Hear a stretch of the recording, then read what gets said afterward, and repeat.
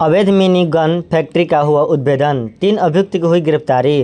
रोहतास जिले के काराकाट थाना क्षेत्र के देव मार्कंडे गांव में एक पुलिस ने गेट ग्रिल निर्माण दुकान से छापेमारी कर मिनी गन फैक्ट्री का उद्भेदन किया है। पुलिस ने 3 लोगों को भी गिरफ्तार किया है। मौके से भारी मात्रा में अर्धनिर्मित हथियार, हथियार बनाने वाले मशीन, हथियार के नाल, बट, ट्रिगर, 2 छत्तीसगढ़ देसी कट्टा, खोखा, मैगजीन आदि बरामद हुआ है। आइए सुनते हैं रोहतास एसपी रोशन कुमार ने क्या कहा।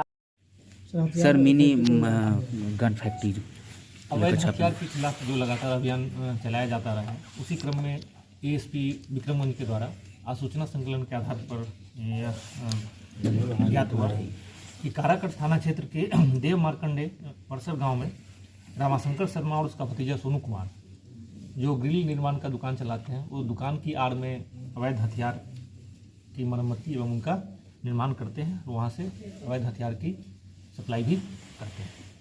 रात सूचना के आलोक में एएसपी विक्रमगंज के द्वारा एक टीम गठित की गई, जिसमें डीआईयू के मेंबर्स, थानाध्यक्ष काराकाट, थानाध्यक्ष कछवा की टीम को शामिल किया गया। और इनके द्वारा जब काराकाट थाना क्षेत्र के देव मार्कंडे गाँव में रामाशंकर शर्मा की ग्रिल दुकान में छापेमारी की गई, तो वहाँ से 2 देसी कट्टा, जिंदा कारतूस, अर्धनिर्मित देसी कट्टा, छत्तीसगढ़ देसी कट्टा, 3 छत्तीसगढ़ देसी कट्टा, एक अर्धनिर्मित पुराना देसी कट्टा, मैगजीन, खोखा, पेचकस, लोहा काटने का सिरसा, वार्नियर और हथियार का बैरल बनाने के लिए जो सामान इस्तेमाल किया जाता है, उनकी बरामदगी वहाँ से हुई। इनसे पूछताछ में यह भी स्पष्ट हुआ कि ये इनका जो एक सहयोगी है वो कछवा थाना क्षेत्र के दनवार गांव का रहने वाला है, शशि सिंह।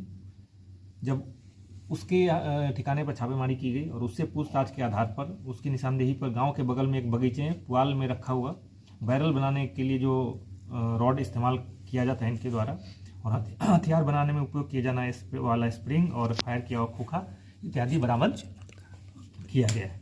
इन सभी अभियुक्तों का आपराधिक इतिहास भी रहा है, जिनमें से कछवा थाना कांड संख्या 48-17 और 51-17 है। इसके अलावा इनके पास जो चीज़ें बरामद हुई, इसके आधार पर टेक्निकल डिटेल्स का विश्लेषण किया जा रहा है। इनसे अभी तक प्रारंभिक पूछताछ में स्पष्ट हो पाया है कि यह अपराधियों को ज़रूरत के अनुसार इनके हथियार की मरम्मती एवं अवैध हथियार की सप्लाई करते थे। इनके संपर्क में और भी कुछ लोगों की होने की बात अभी तक के तकनीकी अनुसंधान में सामने आई है, जिसमें अक्सर अनुसंधान किया जा रहा है। उन लोगों की भी गिरफ्तारी की जाएगी जो लोग इनको सहायता उपलब्ध करा रहे थे अवैध हथियार बनाने में, और फिर इस काम को अंतिम अंजाम तक पहुँचाया जाएगा। और चूँकि कांड में सारे तकनीकी साक्ष्य मौजूद हैं, इसका स्पीड ट्रायल कराकर इसको अपने अंतिम अंजाम तक पहुँचाया जाएगा। और जो टीम में शामिल सदस्य हैं जो एक विक्रमगंज के नेतृत्व में काम कर रही थी, उनको पुरस्कृत करने के लिए अनुशंसा भी की जाएगी। क्या लगता है कि कई सालों से, कितने सालों से चल रहा है इसका कोई?